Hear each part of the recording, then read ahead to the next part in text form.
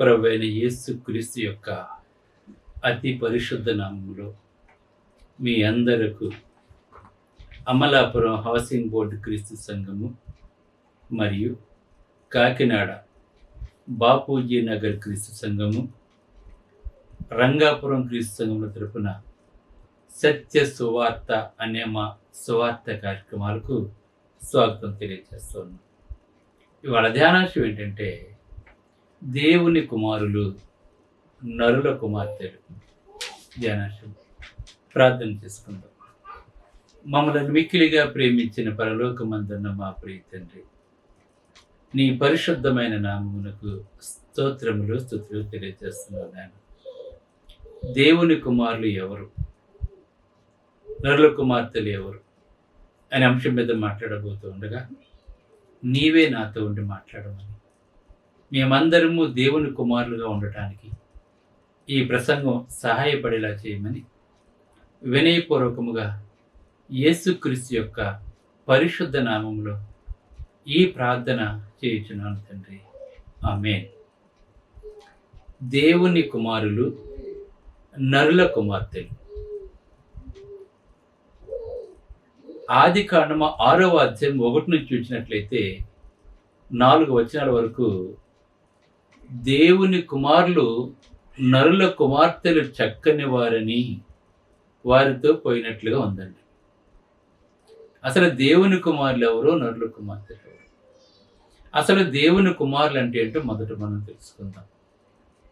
మనం కీర్తన గ్రంథం కనుక మనం చూసినట్లయితే అక్కడ గర్భఫలము దేవుడు అనుగ్రహించి బహుమానం, కుమారులు యెహోవా అనుగ్రహించి స్వాస్థ్యం అని ఉందండి.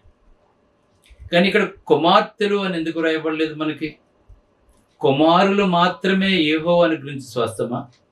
మరి కుమార్తెలు ఎవరు మనకి అంటే, పరిశుద్ధాత్మ ద్వారా వ్రాయబడిన లేఖనాల ప్రకారంగా గనుక మనం చూసినట్లయితే భూమి మీద మాత్రమే స్త్రీ అని, పురుషుడని దేవుడు స్త్రీని గాను పురుషుని గాను దేవుడు సృజించాడు. కానీ ఆత్మలు ఎప్పుడూ కూడా పుంలింగంలోనే ఉంటాయి. ఇప్పుడు మగవాని ఆత్మ అయినా స్త్రీ ఆత్మ అయినా ఒకటే, కానీ శరీరాలు మాత్రం వేరుగా ఉంటాయి. ఎందుకంటే దేవుని యొక్క ఊపిరి నరుల్లో ఉంది గనుక, అందుకే ఆదాముని మట్టి బొమ్మగా చేసి అతని నాసికా రంధ్రములలో జీవవాయువును వదగంటే దేవునిలో ఉన్న వాయువు ఆ బొమ్మలోకి వదగా నరుడు జీవాత్మ అయినందండి. అంటే దేవుని యొక్క జీవవాయువు ఈ మట్టి బొమ్మలోకి వచ్చిన తర్వాత ఈ మట్టి బొమ్మ ఈ శరీరాన్ని ధరించి, ఇప్పుడు మనం ఎలాగైతే ఉన్నామో జీవాత్మ వల్ల ఇదంతా కూడా మనకు కలిగింది. ఈ జీవాత్మ లేకపోతే మనం అంతా మట్టే, ఈ దేహం అంతా మట్టే. అందుకే ఈ దేహం మట్టిలో కలిసిపోతుంది, కానీ ఆత్మ ఎప్పుడూ సజీవంగా ఉంటుంది, దేవుని అద్దరి నుంచి వచ్చింది కనుక. అందుకే ఆత్మకి స్త్రీ అని పురుషుని భేదం ఉండదు. అందుకే కుమారులు యెహోవా అనుగ్రహించి స్వాస్థ్యం అనే దేవుడు ఈ బహువచనంలో ఇక్కడ మనకు రాయటం జరిగిందనమాట. అంటే దేహంతో ఉన్నంత వరకునే స్త్రీ గాను పురుషుని గాను మనం ఉంటాం. మన శరీరాలు, ఆత్మలు ఎప్పుడూ కూడా ఒకటిగానే ఉంటాయి. ఆత్మే శాస్త్రము, దేహము శాస్త్రం కాదు. ఇది మనం గుర్తుపెట్టుకోవాలి. అయితే దేవుని కుమారులు అంటే ఎవరు అంటే, మొట్టమొదటి గంట కనుక మనం ఆది కాండము 5వ అధ్యాయము 1 నుంచి 5 చూచినట్లయితే మనకు దేవుడు ఆదామును సృజించిన దినమున దేవుని పోలికగా చేసిన ఉందండి ఇక్కడ. అంటే మానవుడు ఎవరి పోలిక అంటే దేవుని పోలిక. మగవానిగాను ఆడదానిగాను వారికి చేసి నరులను పేరు పెట్టాడు దేవుడు. ఆదాము 130 ఏండ్లు బ్రతికి తన పోలికగా తన స్వరూపమందు కుమారుని కని అతనికి షేతు అని పేరు పెట్టాడు. గమనించండి, ఇక్కడ ఆదామేమో దేవుని పోలిక. ఇక్కడ చెప్తుందని దైవలేఖనం తెలియజేస్తాం మనకి. దేవుడు ఆదామును సృజించిన దినమున దేవుని పోలికగా అతనిని చేసినని ఉందండి ఇక్కడ. అంటే ఆదాము దేవుని పోలిక. అలాగనే ఆదాము 130 ఏండ్లు బ్రతికి తన పోలికగా తన స్వరూపమున కుమారుని కని అతనికి షేతని పేరు పెట్టాడండి. మరి ఆదాము దేవుని పోలికైతే మరి ఆదాము కన్న కుమారుడు కూడా ఎవరి పోలిక అవుతారు గమనించాలి ఇక్కడ మనం. అలాగనే 800 ఏండ్లు బ్రతికి ఆదాము కుమారులను కుమార్తెలను కన్నాడు. అలాగే ఇక్కడ మనం లోకాసు వార్త 3వ అధ్యాయం 38వ వచనం చూసినట్లయితే అక్కడ ఇందాక మనం చెప్పుకున్నాం కదా, ఆదాము దేవుని పోలిక, ఆదాము షేతుని కంటే, షేతు ఎవరి పోలిక అంటే ఆదాము పోలిక పుట్టినట్టుగా ఉంది మనకి. ఇలా ఇక్కడ చూసినట్లయితే షేతు ఆదాముకు, ఆదాము దేవుని కుమారుడు ఉందండి. ఇక్కడ లోకాసు వార్తలో జీనియాలజీ రాసినప్పుడు అంటే యేసు ప్రభు పుట్టుక దగ్గర నుంచి ఆదాము వరకు వెళ్ళినప్పుడు చూడండి, బైబిల్ ఎంత తేటతెల్లంగా తెలియజేస్తుందంటే ఆదాము దగ్గర నుంచి యేసు ప్రభు వచ్చే వరకు కూడా యేసు ప్రభు ఏ గోత్రం నుంచి అయితే వచ్చాడో, పితరులు ఎవరి నుంచి అయితే వచ్చాడో, ఇవన్నీ కూడా దైవ గ్రంథం మనకు తెలియజేస్తుంది. అందుకే బైబిల్ నిజం. మొట్టమొదటి మానవుడికి షేతు పుట్టాడు, ఆ షేతుకు ఎవరైతే పుట్టారో అలా వంశావళి కనుక చూసుకుంటూ వచ్చినట్లయితే యోసేపు వరకు కూడా వంశావళి మనకు రాయబడి ఉందండి. అక్కడ బైబిల్ అన్నీ మనకు తెలియజేస్తుందండి ఇక్కడ. కనుక ఆదాము దేవుని కుమారుడు. మరి ఆదాము దేవుని కుమారుడు అయితే ఆదాముకు పుట్టినవాడు ఎవరు అవుతారు? దేవుని కుమారుడు అవుతాడు. అయితే ఇక్కడ మనం గమనించవలసింది ఏంటంటే లోకాసు వార్త 3వ అధ్యాయం 23 నుంచి 30 కనుక మనం చూసినట్లయితే వంశావళి యేసు ప్రభు వరకు ఉంది, కానీ కయ్యూని పేరు లేదండి ఇక్కడ. మరి ఆదాముకి మొట్టమొదటి పుట్టినవాడు కయ్యనే కదా. మరి లోకాసు వార్తలో చూసినట్లయితే మరి కయ్యని పేరు ఎందుకు లేదు, మరి మిగిలిన వారి పేర్లు ఎందుకు ఉన్నాయి అని మనం ఒకసారి కనుక మనం ఆలోచన చేసినట్లయితే ఏపీసీ రాసిన పత్రిక 1వ అధ్యాయం 4 నుంచి 6 చూసినట్లయితే ఇక్కడ దేవుని కుమారుడిగా ఉండాలి అంటే ఇక్కడ తెలియజేస్తున్నాడు. ఎవరు దేవుని కుమారులు అంటే మరి లోకాసు వార్తలో రాసిన వంశావళిలో వాళ్ళందరూ దేవుని కుమారులే.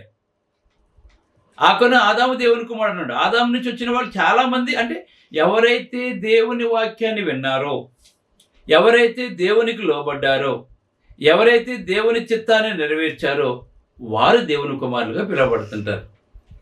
కయ్యను దేవుని కుమారుడిగా ఎందుకు పిలువబడలేదని మీకు తెలియజేస్తాను. ఇక్కడ తన ఎఫెసీ 1వ అధ్యాయం 4 నుంచి 6 చూసినట్లయితే తన కృపామహిమకు కీర్తి కలిగినట్లు తన చిత్త ప్రకారమైన దయా సంకల్పం చెప్పిన యేసుక్రీస్తు ద్వారా తన కుమారులుగా స్వీకరించుటకై, అంటే యేసుక్రీస్తు ద్వారా మనము దేవునికి కుమారులుగా స్వీకరించుటకై అని ఉందండి ఇక్కడ మనకి. అంటే దేవుని యొక్క సంకల్పం ఏంటి? యేసుక్రీస్తు ద్వారా మనం అందరము కూడా దేవుని కుమారులుగా స్వీకరించుటకై మనలను ముందుగా తన కోసం నిర్ణయించుకున్నాడు దేవుడు. అంటే ప్రతి ఒక్కడు కూడా దేవుని కుమారులుగా, యేసుక్రీస్తు ద్వారా దేవుని కుమారులుగా ఉండాలని దేవుడు సంకల్పించుకున్నాడు. మనలను తన ఎదుట పరిశుద్ధులను నిర్దోషులుగా ఉండాలని జగత్పునాది వేయబడకమునిపే ప్రేమ చేతాన్ని క్రీస్తులో మనల్ని ఏర్పాటు చేసుకున్నాడు. అందుకే మనం అందరము కూడా దేవుడే మనల్ని నిర్మించాడు కనుక తల్లి గర్భాన దేవుని యొక్క ఊపిరితో మనం బ్రతుకుతున్నాము గనుక, మనము దేవుని పోలికగా ఉన్నాము గనుక మనం దేవుని కృపామహిమకు కీర్తి కలిగించాలి. అంటే ఎవరైతే దేవుని కృపామహిమకు కీర్తి కలిగిస్తారో, ఎవరైతే దేవునికి లోబడతారో వాళ్ళే దేవుని కుమారులుగా పిలువబడతారు. మరి దేవుని కుమారులుగా ఉంటకు ప్రధాన లక్ష్యం అంటే ఆయన కృపామయ కీర్తి కలగాలి, దేవుని ఎదుట పరిశుద్ధులుగాను నిర్దోషులుగా ఉండాలని చెప్పి ఎఫెసీ పత్రిక మనకు తెలియజేస్తుంది. మరి కయ్యను ఎందుకు దేవుని కుమారుడు కాదు? మరి అతను కూడా ఆదాముకే పుట్టాడు కదా. అంటే అతను ఏం చేశాడంటే తన తమ్ముడిని చంపాడండి. అతను దేవుని మాట వినలేదు, దేవుని నామాన్ని కృపామయం కలగజేయలేదండి. అతను శపించబడినటువంటి వాడండి, అతను ఆశీర్వదింపబడినటువంటి వాడు కాదు. అందుకే శపించబడిన వాళ్ళు ఎప్పుడూ కూడా దేవుని కుమారులుగా పిలువబడరు. అందుకే మత్తయి సువార్తలో నా తండ్రి చేత ఆశీర్వదింపబడిన వాళ్ళారా, లోకము పుట్టినది మొదలుకొని మీ కొరకు సిద్ధపాటు చేసినటువంటి రాజ్యంలో ప్రవేశించమని చెప్పి ప్రభువైన యేసుక్రీస్తు వారు అక్కడ మాట్లాడుతూ ఉన్నారండి. మనం గమనించాలి. ఎందుకు మరి కయ్యని పేరు వంశావళి లేదు? ఎందుకు కయ్యను ఒక సంతానము దేవుని కుమారులుగా పిలువబడలేదు అంటే కయ్యను ఆనోకును అనే కుమారుడు పుట్టాడు. అతని పేరుని బట్టి హానోక్ అనే ఒక నగరాన్ని కట్టాడండి. అతను ఒక నగరం కట్టి అతను తన కొడుకు పేరు పెట్టుకున్నాడండి, దేవుని పేరు పెట్టలేదండి. గమనించండి, ఇవాళ చాలామంది వాళ్ళ పేర్లు పెట్టుకుంటూ ఉంటారు. ఒక వీధి పేరు పెట్టుకుంటారు, లేదంటే ఒక జిల్లాకి పేరు పెట్టుకుంటారు, లేదంటే ఒక రాష్ట్రానికి పేరు పెట్టుకుంటారు. కానీ దేవుడు అంగీకరించండి. ఒక వ్యక్తి ఇలా పెట్టుకోవడం, పేర్లు పెట్టుకోవడం దేవునికి ఇష్టం ఉండదు. మనం ఏం చేసినా దేవుని నామానికి, దేవుని కృపామహిమకు కీర్తి కలిగేలా జీవించాలి. ఈ మనుషుల పొగడ్తల కొరకు ఈ పెట్టుకుంటారు ఇటువంటి పేర్లండి. కానీ దేవునికి ఇష్టం ఉండవు ఇటువంటివి. అలాగనే తండ్రి ఎటువంటి వాడో కయ్యూనికి పుట్టిన కుమారుడు కూడా అటువంటి వారే. వారు సాహస కృత్యాలు చేశారు. అలాగే హానోకు భక్తిహీనమైన జనమై ఉన్నారండి వాళ్ళు. అంటే దేవునికి లోబడినటువంటి వాళ్ళందరూ కూడా భక్తిహీనమైన జనమే. అందుకే హానోకు ఏరాదును, మహాయేలును, మతుషేలును, లేమేకును వరుసగా ఇలా కన్నాడండి. మొట్టమొదటికుండా దేవుడు ఒక పురుషునికి ఒక స్త్రీనే చేశాడు, ఆదాముకు ఒక భార్యనే చేశాడు. కానీ ఇక్కడ ఏం చేస్తుందంటే లేమేకు ఇద్దరు భార్యలను పెళ్లి చేసుకున్నాడండి. ఇద్దరు భార్యలనే సంస్కృతి ఎప్పుడు మొదలైందంటే బైబిల్ క్లియర్గా తెలియజేస్తుంది, కయ్యూను యొక్క సంతానము లేమేకు నుంచి అయిందండి. దేవుడు ఒక పురుషునికి ఒక స్త్రీని మాత్రమే తయారు చేశాడు. ఆదాముకి ఇద్దరు భార్యలను ఇవ్వలేదండి, ఒక భార్యనే ఇచ్చాడు దేవుడు. కానీ వీళ్ళు మొదలెట్టారు, అంటే దేవునికి ఇష్టం లేనివన్నీ చేశారండి. దేవునికి ఇష్టం లేనివన్నీ చేసేవాడు ఎప్పుడు కూడా దేవుని కుమారుడుగా పిలువబడ్డాడు వాడు. వీళ్ళు శపించబడినటువంటి వారు గారికి ఇటువంటి పనులు చేశారండి. వాళ్ళు ఇద్దరు భార్యలు చేసుకున్నాడండి. ఇప్పుడు వేళ చర్చిల్లోను, అట్లోను, క్లబ్బుల్లోనూ వాడుతున్న వాద్య సంగీతాలకు మూల పురుషుడు ఈ కయ్యూను యొక్క సంతానం అండి. దేవుడు సంగీతాలను ఏర్పాటు చేసుకోలేదండి. వాళ్ళ మనుషులు సంతోష పెట్టుకోవడానికి వాళ్ళు ఏ సంగీతం అయితే ఈ ఆరాధనలోనూ అక్కడిక్కడే పెట్టుకుంటున్నారో ఇవన్నీ కూడా శపించబడినటువంటి కయ్యూను యొక్క సంతానం నుంచి వచ్చినాయండి. ఆ శపింపబడిన వారు ఏమైతే తయారు చేశారో ఈవేళ అనేక మంది ఆరాధనలు ఆ సంగీతాలు పెట్టుకుని దేవునికి మేము సేవ చేస్తానని మాట్లాడుతున్నారు. శపించబడిన వారండి. ఇంకా పశువులు గలవాడు పదులు గల రాగి పనిముట్లు, ఇనప పనిముట్లు చేసేవాడండి. గమనించండి. అలాగనే ఇక్కడ ఇతన్ని ఆదాము యొక్క కయ్యూను యొక్క కొడుకుని, ఇద్దరు భార్యలు ఉన్నారు కదా అతనికి లెమేకుకు, ఇతన్ని ఏదో అన్నారని చెప్పేసి ఒక పొడిచివాడిని చంపేసినట్టుగా ఇక్కడ ఉందన్న మనకి. అందుకే ఆదికాండం 4:3 ఓ ఆదా ఓ శిల నా పలుకుబడి వినండి, నా మాట ఆలకించుడు, నన్ను గాయపరిచినందుకే ఒక మనిషిని చంపితిని, నన్ను దెబ్బ కొట్టినందుకే ఒక పొడిచివాడిని చంపితినని మాట్లాడుతున్నాడు. కయ్యూను తన తమ్ముడిని చంపాడు, వాళ్ళ కొడుకు కూడా తమ్ముడిని చంపాడు. అసలు చంపే హక్కు మానవుడికి లేదండి అసలండి. మనం ఒక వస్తువును సృజించలేనప్పుడు దేవుడు సృజించిన దాన్ని మనం నాశనం చేయకూడదండి. దేవుడు ఒప్పుకోడు. తను ఏదో అన్నందుకు ఇద్దరు మనుషులను చంపేసినట్టు ఇక్కడ మనం చూస్తున్నాం మనం. అందుకే వీళ్ళు దేవుని కుమారుల యొక్క జాబితాలో చేర్చబడలేదండి. వీళ్ళు దేవుని కుమారులు కాదండి. మనం తెలుసుకోవాలి ఈ విషయాన్ని మనకి. అందుకే భౌతికమైన నాగరికత దేవుని వరం కాదండి. ఇవాళ అనుకుంటున్నాం మనం పట్టణాలు కట్టేసి పేరు తెచ్చేసుకుందాం అనుకుంటున్నాం. బాబేలు గోపురం విషయంలో కూడా అలాగే చేశారు. మనం పెద్ద గోపురం కట్టేసి పేరు సంపాదించుకుందాం రండి అన్నారండి. పేరు సంపాదన కోసం చేయకూడదు మనం పనులు. దేవునికి ఇష్టమైన పనులు చేయాలి మనం. అది వంశావళిలో మనం ఆదాము యొక్క వంశావళిలో మనం చూసినప్పుడు లోకసువార్తలో తన కొరకు ఎవరు కూడా బ్రతకలేదు, దేవుని కొరకు బ్రతికారండి వాళ్ళందరూ కూడాను. అందుకే వాళ్ళు దేవుని కుమారులు లిస్టులో వాళ్ళు ఉన్నారు. వాళ్ళు కయ్యూను కుమారులు ఎందుకు లేరు? భౌతికమైన నగరాలు కట్టుకోవటం, వాద్య సంగీతాలు, భయంకరమైన పనిముట్లతో మనుషులను చంపేయటము, ఇవేంటి వాళ్ళు చేసిన పని. వాళ్ళ శరీరాన్ని సంతోషపెట్టుకోవడం కొరకు జీవించారు. కానీ దేవుడు ఉన్నాడు, ఆ దేవుడు మనం సృజించాడు, ఆ దేవునికి లోబడాలి, మనం చనిపోయిన తర్వాత మన ఆత్మలా దేవుని వద్దకు వెళ్ళాలని ఇంగిత జ్ఞానం లేని మనుషులండి వీళ్ళు. అందుకే వీళ్ళు దేవుని కుమారులుగా వాళ్ళు పిలవబడలేదండి. దేవుడు అంగీకరించలేదండి. కనుక వాళ్ళది మతం కాదండి, వాళ్ళది దేవుడితో నడిచిన మనిషికి సంబంధించిన ఒక్క లక్షణం కూడా కయ్యూను యొక్క సంతానంలో లేదండి. అందుకే వాళ్ళు దేవుని కుమారులుగా పిలువబడలేదండి. వాళ్ళు అపవాదక బిడ్డలుగానే వాళ్ళు పిలువబడ్డారు. అలాగే షేము వంశావళి చూసినట్లయితే షేదు తర్వాత ఆదాము ఇతర కుమారులను కన్నారన్నది నిజం. అది అయితే నోవహు వరకు నడిపిస్తుంది. అది నోవహు శ్రేష్టమైన లక్షణాలు కనపరుస్తాడు. అతని ద్వారా వంశం శాస్త్రంగా ఉన్నట్లు చేయబడిందండి. ఎందుకంటే నోవహు కూడా దేవునితో నడిచాడు. వాగ్దానం చేయబడిన సంతానము వీళ్ళందరూ కూడా అండి వాళ్ళు. అందుకే ఇక్కడ 10 పేర్ల లిస్ట్ కనపడుతుంది. ఆదాము, షేతు, ఏనోషు, కయనాను, మహాలేలు, ఏరోదు, ఆనోకు, మెతుషుల, లెమెకు, నోవహు అండి. గమనించండి, షేతుకు కూడా పిల్లలు పుట్టారు. షేతు ఒక నగరాన్ని కట్టేదానికి ఆ పేరు పెట్టలేదండి, వాళ్ళ అబ్బాయి పేరు పెట్టలేదండి. అతనికి ఏనోషు అని పేరు పెట్టాడు. అప్పుడు యెహోవా నామమున ప్రార్థన చేయడం మొదలు పెట్టాడు. గమనించండి, వీళ్ళు చేసే ప్రతిదీ కూడా దేవునికి ఇష్టమైన పనులు చేశారండి వాళ్ళు. మనం తెలుసుకోవాలి, దైవికమైన సహవాసము, అలాగనే అమరత్వము అంటే నిత్యజీవం కొరకు చూచారు వాళ్ళు. దేవుని చేత ఆశీర్వదింపడానికి ప్రయత్నం చేస్తారు వాళ్ళు. అందుకే నోవహు నీతిపరుడు, దేవునితో కూడా నడిచేటువంటి వాడు. అందుకే రోమీయులకు రాసిన పత్రిక 8:29 చూసినట్లయితే, ఎందుకనగా తన కుమారుడు అనేక సహోదరులలో జ్యేష్ఠుడగినట్లు దేవుడు ఎవరిని ముందుగా ఎరుగునో వారు తన కుమారుని తో సారూప్యము గలవారొకటకు. అంటే దేవుడు ముందుగా ఎవరినైతే పిలుచుకున్నాడో, అంటే ప్రభు అయిన యేసుక్రీస్తు సారూప్యతలో ఉన్నట్లుగా దేవుడు మనల్ని చేసినట్లుగా కూడా ఉందండి.